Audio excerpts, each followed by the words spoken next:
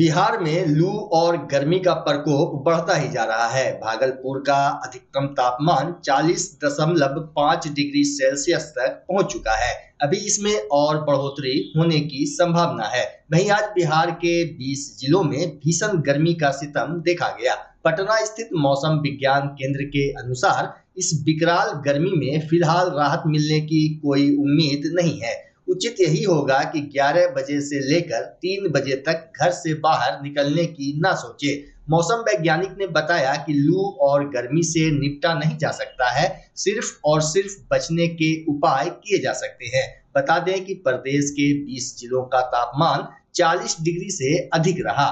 दोपहर में सड़क वीरान दिखने लगी, लोग घरों से बाहर निकलने से परहेज करते दिखे।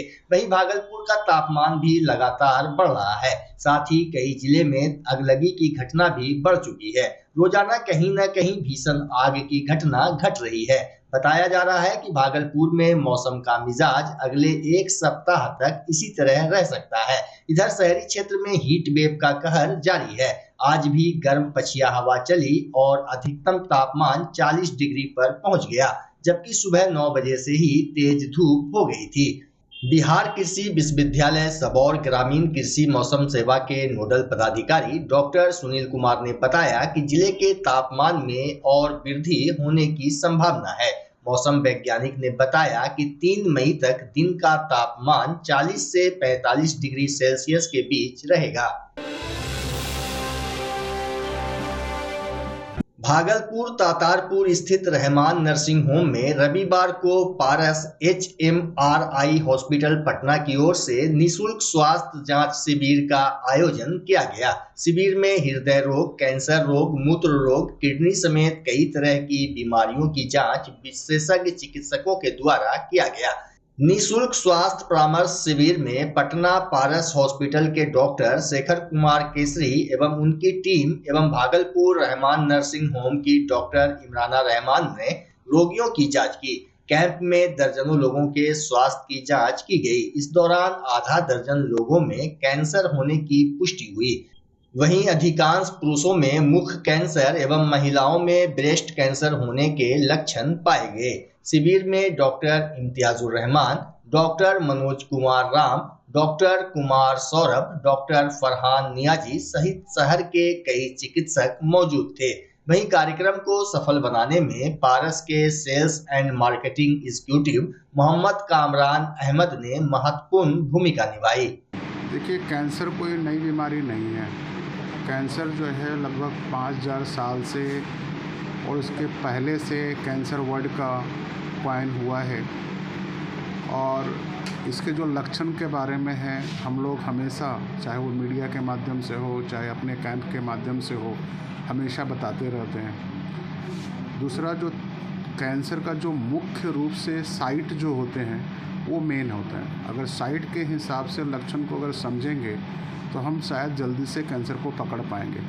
तो जो मुख्य रूप से कैंसर होते हैं, जो खासकर बिहार में और झारखंड में मुख्य रूप से पाए जाते हैं, तो मुंह और गले का कैंसर होता है, बच्चेदानी के मुख का कैंसर होता है और स्तन कैंसर होता है। उसके अलावा फेफड़े का कैंसर भी कॉमन है, आमाशय का कैंसर भी कॉमन है, और सबसे इम्पोर्टेंट है पित्ताशय के थैले का कैंसर भी, जो मुख्य रूप से आज के डेट में देखने को मिलता है। तो ये सब जो कैंसर है, इस कैंसर के साइट के हिसाब से ही लक्षण दिखे जाते हैं। उन लक्षणों को जानना बहुत ज़रूरी है।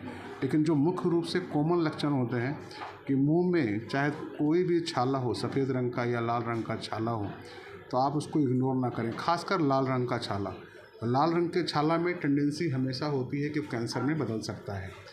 और अगर मुंह के अंदर में कोई भी घाव है तो सिंपल एंटीबायोटिक से, मल्टीविटामिन सप्लीमेंटेशन से वो नहीं जा रहा है, तो आप निश्चित रूप से 3 से 4 हफ्ते का समय ले सकते हो उसको देखने के लिए। और उसके बाद यह हो सकता है कि वो कैंसर हो, उसका जांच करना बहुत ज़रूरी है। आवाज़ में परिवर्तन अगर आ रहा हो तो आप समझ जाइए कि वो भी एक कैंसर का लक्षण हो सकता है। तो ये कदापि यह नहीं समझना है कि हमको कोई भी ऐसा सिम्टम्स हो गया तो वह कैंसर में ही परिवर्तित हो जाएगा, लेकिन जांच अति आवश्यक है। और सबसे बड़ी इम्पोर्टेंट इलाज है कैंसर का कि समय से उसकी जांच हो जाए और समय से उसका इलाज चालू हो जाए। अब जो इसे हम एग्जाम्पल के तौर पे ले सकते हैं स्तन कैंसर का। तो स्तन कैंसर के मरीज़ बहुतायत हैं हमारे बिहार और झारखंड में। तो कोई भी गांठ, किसी भी गांठ, स्तन की गांठ को हम ऐसा नहीं बोलते हैं कि कैंसर ही हो जाएगा। उसमें लगभग 20% गांठ ही ऐसे होते हैं कैंसर होते हैं। लेकिन अगर उसमें कोई कड़ापन दिखाई दे, बदलाव दिखाई दे, किसी भी ढंग का स्किन के कलर में चेंजेज हो, तो वह हो सकता है कि कैंसर में परिवर्तित हो गया है या हो रहा है। उस समय उसकी जांच बहुत ज़रूरी है। सिंपल जांच बोलते हैं हम लोग। स्क्रीनिंग प्रोग्राम जो हम लोग करते हैं वो मैमोग्राफी के द्वारा करते हैं, और समटाइम्स हम लोगों को लगता है अगर यंग एज की फीमेल हैं, जो थोड़ी कम उम्र की महिला हैं, उनके लिए अल्ट्रासाउंड भी हम लोग बोलते हैं। तो दोनों टेस्ट बहुत ही इम्पोर्टेंट है। उस टेस्ट से ये जानकारी मिल जाती है कि वह ब्रेस्ट में ट्यूमर कितना डेवलप किया है और किस ढंग से वह कैंसर में परिवर्तित हो सकता है। तो उसकी जांच अति आवश्यक है और इसका इलाज 100% सही हो सकता है। तो उसी ढंग से बच्चेदानी के मुख का कैंसर है। मैडम हमारे साथ हैं, डॉक्टर इमराना मैडम भी हैं, तो वो इस ढंग के मरीज़ बहुतायत रूप से देखती होंगी। तो उसमें सिंपल है कि अगर किसी भी टाइप का अगर श्वेत पर डिस्चार्ज हो रहा है, लाल ब्लीडिंग हो रही है, या बैकएक, कमर के नीचे के हिस्से में दर्द हो रहा है, तो वह एक तरह से उस कैंसर के लक्षण हो सकते हैं। इस टाइप से लंग कैंसर के जहाँ तक लक्षण की बात है, अगर सिंपल कफ अगर हो रहा है, वो ड्राई कफ हो रहा है और चेस्ट पेन हो रहा है, सिंपल लक्षण, मैं ये नहीं बोलता कि ये लक्षण जो होते हैं वो ट्यूबरकुलोसिस वगैरह डिजीज़ में नहीं पाए जाते हैं।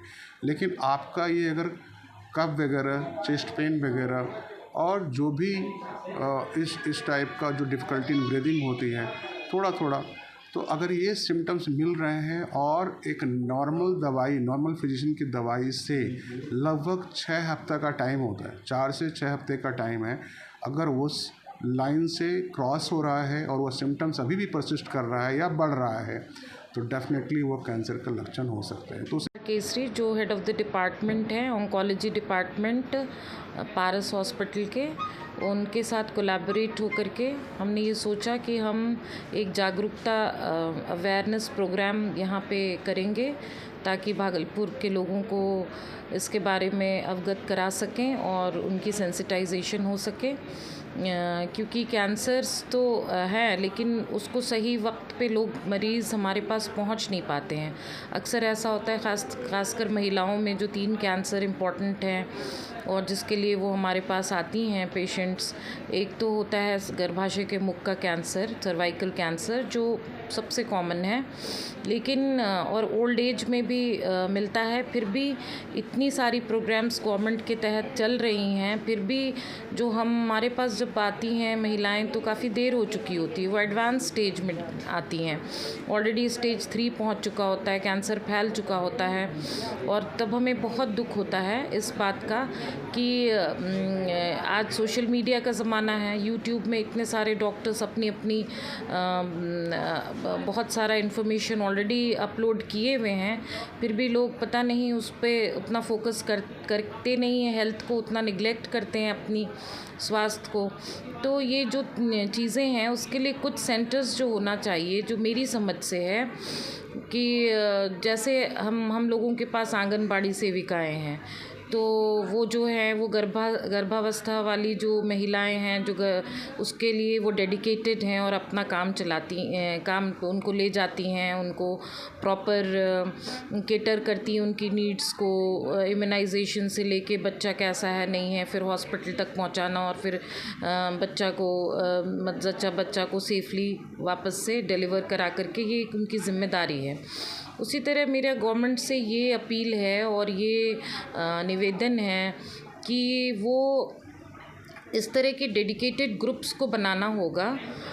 इवन कि जो प्राइवेट इंस्टीट्यूट्स हैं, जब जैसे पारस एक बहुत बड़ा ये है जो सारे सब स्पेशलिटीज़ को केटर करता है, तो एक बहुत बड़ा, तो वो एक डेडिकेटेड छोटे ग्रुप्स बनाएं जो सिर्फ स्क्रीनिंग प्रोग्राम पे जिनकी तवज्जो हो कि भाई स्क्रीनिंग, आप इस क्षेत्र की स्क्रीनिंग होनी है, इस सेंटर पे होनी है हर जगह।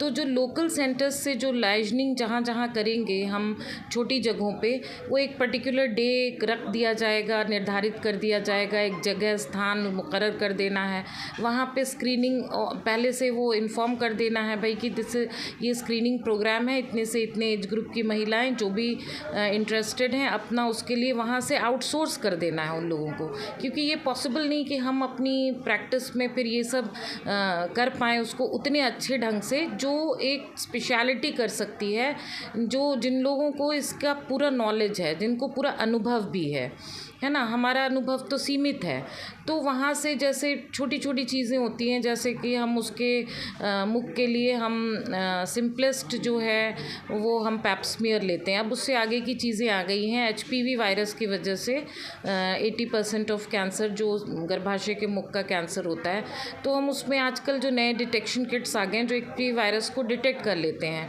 एसिटिक एसिड को लगा करके उसमें से जो एसिटोवाइट एपिथीलियम है उसको बायोप्सी कर सकते हैं, फिर कॉल्पोस्कोप से हम उसकी निरीक्षण करके और उसको निर्धारित कर सकते हैं कि ये कैंसर की तरफ जा रहा है कि नहीं, क्योंकि अगर हम जितना पहले उसको डिटेक्ट कर पाएंगे तो वहीं पे रोकथाम हो जाएगी, क्योंकि वो उसमें कुछ होता नहीं है। अगर CIN 1, 2, 3 ये सब प्रोग्रेस करने में बहुत वक्त है, लंबी अवधि पर जाकर ये कैंसर का रूप प्रत्यक्ष रूप से धारण करता है। इन दिनों भागलपुर में गर्मी का सितम जारी है, लेकिन यहाँ के मुख्य बाजार में पेयजल का घोर संकट है। बाजार में शुद्ध पानी के लिए लोग दर बदर भटक रहे हैं। हास्यास्पद यह है कि मुख्य बाजार से भागलपुर नगर निगम को करोड़ों टैक्स की वसूली होती है, लेकिन इस क्षेत्र में पीने के पानी तक की समुचित व्यवस्था नहीं है। बाजार आने वाले ग्राहकों को पानी खरीद कर पीना पड़ता है। वहीं लोगों ने बताया कि वैरायटी चौक पर लाखों की लागत से बना प्याऊ रख रखाव के अभाव में अंतिम सांस ले रहा है, जबकि इनारा चौक पर भी नल खराब है। साथ ही प्याऊ के चारों तरफ गंदगी और अतिक्रमण साफ तौर पर देखा जा सकता है। करीबन 6 महीना पहले यहाँ की जो मेहर थी वो आई, उसको पेशाब खाना बाथरूम दिखाएं कि देखिए कितना बदबू हो रहा है। वो अपने आप को नाक चिप लिया, कहा मैं साफ़ करवाने की कोशिश करूँगा। अभी तो लोग साफ़ नहीं हुआ है। ये 2 साल से पीओ कल बंद है, ये लंबे लंबे कीड़े हो गए पीओ कल के अंदर में, लेकिन पानी की संभावना नहीं है। मजदूर रिक्शा वाला ये वाला वो वाला जितना है मजदूर लोग परेशान हो रहा पानी के लिए कि मुँह धो लेंगे पानी पी लेंगे, लेकिन उन लोग को पानी मिलता चलती थी। अभी क्या कुछ कितने दिन से बंद है? 2 साल से बंद है। 2 साल से। हाँ। कभी कुछ कोई नेता विधायक चहल पहल करने आए इसको लेकर? कभी न, खाली झुट्टो का चालू करके चला जाता, कुछ नहीं करता। पानी का बहुत दिक्कत है भैया। रोड पर जो पानी अभी जितना गर्मी चल रहा है ना, आदमी को पानी पीने के लिए, जनता को, आने जाने वाले को या हम ही लोगों को बहुत परेशानी है। खरीदार सब आता है उसको पानी नहीं पिला। आम पब्लिक भी सोचेगा कि पानी कहाँ से एक बोतल में भरेंगे, उसको बोतलें किनना पड़ता है। रोड पर रहेगा तब ना व्यवस्था। देखो नल चलता है, टाइम टाइम पर चलता है। भागलपुर स्मार्ट सिटी में सौंदर्यीकरण के नाम पर चारों ओर लूट खसोट का खेल जारी है। अब आप लोहिया पुल को ही देख लीजिए। यहाँ सौंदर्यीकरण के लिए बिछाई जा रही टाइल्स का काम करीब 1.5 महीने से चल रहा है। विडंबना ये है कि एक तरफ से फुटपाथ पर टाइल्स लगाया जा रहा है तो दूसरी ओर यह टूट रहा है। बता दें कि डिक्सन मोड़ की ओर से लोहिया पुल के फुटपाथ पर टूटे टाइल्स को भी बदला गया, लेकिन अब यह फिर से टूटने लगा है। यही हाल बीच पुल पर लगने वाले टाइल्स का भी है। वर्तमान में स्टेशन की ओर से लोहिया पुल के फुटपाथ पर टाइल्स लगाने का काम हो रहा है। वहीं टाइल्स लगने के साथ टूटना गुणवत्तापूर्ण कार्यों पर सवाल खड़े कर रहा है। लोगों का कहना है कि टाइल्स कमजोर होने की वजह से टूट रहा है। जानकार बताते हैं कि टाइल्स लगाने से पूर्व इसकी क्वालिटी की जांच जरूर होनी चाहिए। बताया जा रहा है कि टाइल्स सहित अन्य सौंदर्यीकरण कार्य पर नगर निगम करीब 14 लाख रुपए खर्च कर रहा है। जानकारी के अनुसार लोहिया पुल की रेलिंग की रंगाई अभी बाकी है, जिसमें काले और पीले रंग से रंगना है। बच्चा जब जन्म लेता है तो कई बार बच्चा तुरंत नहीं रोता है, रोने में देर हो जाता है। ऐसे में बच्चा क्षतिग्रस्त हो जाता है और उसके बचने की संभावना कम हो जाती है। और यदि बचा तो भविष्य में उसमें विकलांगता की समस्या आती है, जिसे CP कहते हैं, जिसका कोई माकूल इलाज नहीं है और ज़िंदगी भर बच्चा विकलांगता से जूझ सकता है। ऐसे में पूरे संसार में कूलिंग थेरेपी का सहारा लिया जाता है। जन्म से ठीक 6 घंटा के अंदर यदि उसको कूलिंग थेरेपी दिया जाए तो उससे उसका सीपी की समस्या कम होती है और बचने की भी संभावना बढ़ती है। पहली बार बिहार झारखंड में आपके शहर के स्नेह नवजात शिशु बाल सेवा केंद्र में यह मशीन उपलब्ध है। कभी भी ऐसी बात हो कि बच्चा रोने में विलम्ब हो गया तो आप स्नेह नवजात शिशु बाल सेवा केंद्र में जरूर संपर्क करें।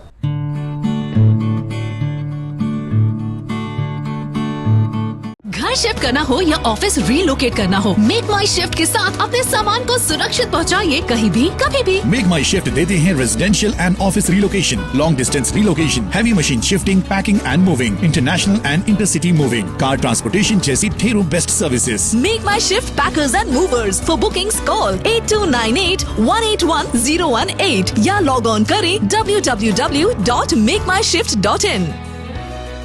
रिंकू एलईडी बल्ब, एक बार लाओ और चलाते ही जाओ। हमारे एलईडी बल्ब्स है क्वालिटी में नंबर 1 और एनर्जी एफिशिएंट, जो रखे एनवायरनमेंट और आपके बिजली के बिल दोनों का ख्याल। रिंकू एलईडी बल्ब के साथ एनर्जी बचाओ और बिल घटाओ। ये है पावर सेविंग लाइट जो चले लंबे समय तक और रखे आपके घर को रोशन। हमारे यहाँ एलईडी लाइट्स मिलते हैं एक व्यापक रेंज में जो आपकी हर जरूरत को पूरा करेगी। लेकिन यही नहीं, हमारे एलईडी लाइट सिर्फ चमकदार नहीं बल्कि एनवायरनमेंट फ्रेंडली भी है। तो आज ही लाओ रिंकू एलईडी बल्ब और पाओ 1 साल की वारंटी का भरोसा। रिंकू एलईडी बल्ब्स, नई जनरेशन के स्मार्ट बल्ब्स। आज ही संपर्क करें 8651063786 या मेल करें rinkooledbulb@gmail.com। हमारा पता असाननपुर, भागलपुर, बिहार 812002।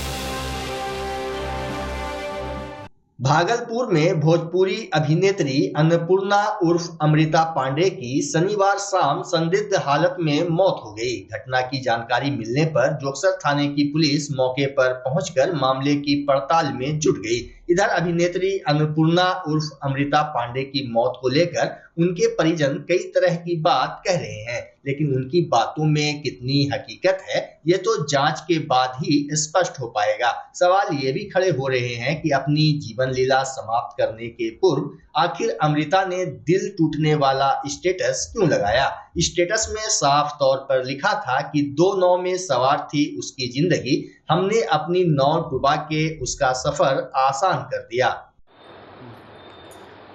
जो उन्होंने स्टेटस डाला था लास्ट में कि 2 नाव में सवार ज़िंदगी, उसका मीनिंग ये था, कोई गलत नहीं था, बस ऐसा था कि उनको एक बीमारी थी OCD, जिसमें होता है कि वो खुद में 2 रूप जी रही थी। खुद में ऐसा था कि उनका 2 रूप था। एक वो खुद थी जो कुछ नहीं करना चाह रही थी, OCD उनको ऑब्सेसिव कंपल्सिव डिसऑर्डर था, जिसमें ऐसा था कि वो गंदगी फील नहीं करना चाहती, नहीं हाथ धोना नहीं चाहती हूँ, बट एक जो था जिसमें वो चाहती, वो उसका एक माइंड बोलता था नहीं ये गंदा है, तुम साफ़ रखो, हाथ धो, पैर धो, नहाओ, ये सारी चीज़ें थी। तो ये जो स्टेटस था वो सिर्फ मैं समझ सकता हूँ, बिकॉज़ मैं उनके साथ इतने टाइम से था। शायद ही क्योंकि इसका मीनिंग बहुत लोग गलत समझते हैं, बट वैसा नहीं है। तो उसने अपने आप को ही ख़त्म करके ही फिर सोचा होगा कि शायद ये ख़त्म हो जाए पूरी तरीके से, क्योंकि डेली वो यही पूछती थी मेरे से कि मैं ठीक तो हो जाऊंगी ना, बस यही था। मल्टीपल डिसऑर्डर जैसी जो बात आप नहीं, मल्टीपल नहीं, ऑब्सेसिव कंपल्सिव डिसऑर्डर। तो इस तरह की जो एक्टिविटीज़ थी ये आपको कब से लगी कि इनके अंदर में? ये 2018 से ऑलमोस्ट 5 से 6 साल से ट्रीटमेंट चल रहा था। 2018 से उनको हम लोग एक ऐसे घर में शिफ्ट हुए थे जहाँ पे थोड़ा गंदगी था, फर्स्ट डे ही था, और उन्होंने जैसे ही वो बाथरूम ऑन किया, बाथरूम का फ्लश ऑन किया, तो पूरा गंदगी बाहर निकल गया पोटी से। तो पूरा घर में गंदगी फैल चुका था उस दिन। तो वो साफ़ करते करते ही उसको 3-4 घंटे लगे थे। तो वो तब से ऐसा हो गया कि उसके ऊपर इतना हावी हो गया था कि वो निकल नहीं पाया। बट वो 5 साल से हम लोग ट्रीटमेंट करा रहे थे, उसका मेडिसिन भी चल रहा था, सारी चीज़ें बीच में कम हो जाता था। वो नहाते बीच में ऐसा था कि 5-6 घंटे उनको नहाने में टाइम लगता था, जो ऐसा हो गया था मेडिसिन की वजह से थी कि आधे घंटे में निकलती और बोलती थी हाँ मैं आज कम नहाई। दीदी बोलती थी लेकिन वो ना मुझे माँ की तरह ट्रीट कर। मेरी मम्मी मेरे को जन्म जरूर दी होगी बट ऐसा अभी मैंने कुछ दिन पहले कान में छेद करा तो मैंने बोला बउआ दी, मैं बउआ दी बोलती थी उनको, बउआ दी मेरा ना कान का छेद बंद हो जाएगा। वो मेरे को उस दिन ही जाके सोना का कान का खरीद के दी। मेरे मौसा जी ऐसे, मैं अपनी मासी से ज़्यादा मेरे को मौसा जी प्यार करते हैं, ऐसा कि मैं मेरे पापा है समझिए, ठीक है। सुबह उठ के मेरे लिए लंच बनाना स्कूल के लिए, अगर मैं बोलती हूँ मैं मन नहीं कर रहा आज कॉलेज जाने का, स्कूल जाएगा, बट फिर भी उठा के कि नहीं जाना पड़ेगा कॉलेज। मेरे स्कूल में पेरेंट्स टीचर मीटिंग हो, कुछ भी हो, सब चीज़ मेरे मौसा जी करते हैं वहाँ पर। मुझे कपड़े चाहिए, कुछ खाना चाहिए, जैसे मैं बोले मौसा जी आज खाने का मन नहीं कर रहा, पिज़्ज़ा, तो एक पिज़्ज़ा के साथ चोको लावा, तो गार्लिक ब्रेड, तो ये तो मतलब ऐसा है। और मतलब इतना प्यार, मतलब आज तक मेरी मासी, मेरी दोस्तों की मासी है, चाची, इतना कभी वो लोग प्यार नहीं किया।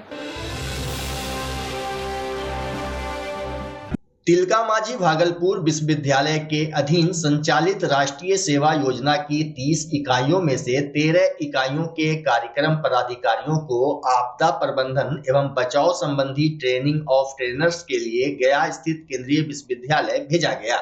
ज्ञात हो कि यह प्रशिक्षण 29 अप्रैल से 3 मई तक चलेगा, जो भारत सरकार के national institute of disaster management Delhi द्वारा प्रायोजित है।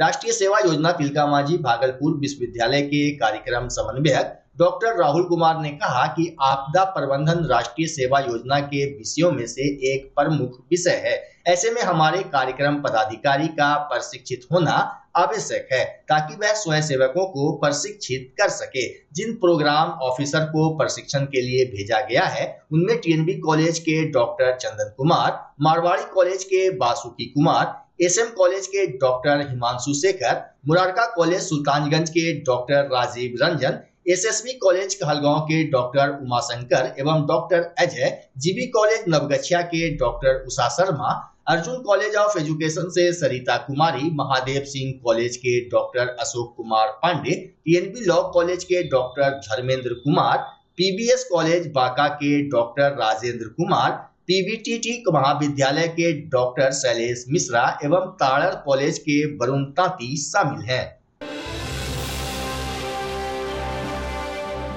भागलपुर सुल्तानगंज के बाथ थाना क्षेत्र के पासवान टोला में रविवार को भीषण आगजनी हुई। हादसे में 5 घर में रखे सभी सामान जलकर राख हो गए। घटना में एक मासूम की मौत भी हो गई। मरने वाले की पहचान दिलमोहन पासवान के 10 वर्षीय पुत्र छोटू कुमार के रूप में की गई है। वहीं अगलगी की इस घटना में लाखों रुपए के सामान सहित 2 बाइक जलकर राख हो गए। घटना की जानकारी मिलने के बाद ग्रामीणों ने आग पर काबू पाने की काफी कोशिश की, लेकिन आग पर काबू नहीं पाया जा सका। मौके पर फायर ब्रिगेड की टीम ने पहुंचकर काफी मशक्कत के बाद आग पर काबू पाया। आज पंसल्ला गांव के पासवान टोला में बिजली के तार से शॉर्ट सर्किट होने से यहाँ पे 5 घर में आग लग गया। उसमें एक बच्चे का दुखद मृत्यु हो गया है जो कि घर के अंदर ही था, और 2 बछड़े का भी मृत्यु हो गया है, और 4 घर जल गया है पूरी तरह से। बाइक? हाँ, बाइक भी, 2 बाइक और एक साइकिल वगैरह ये सभी जला है।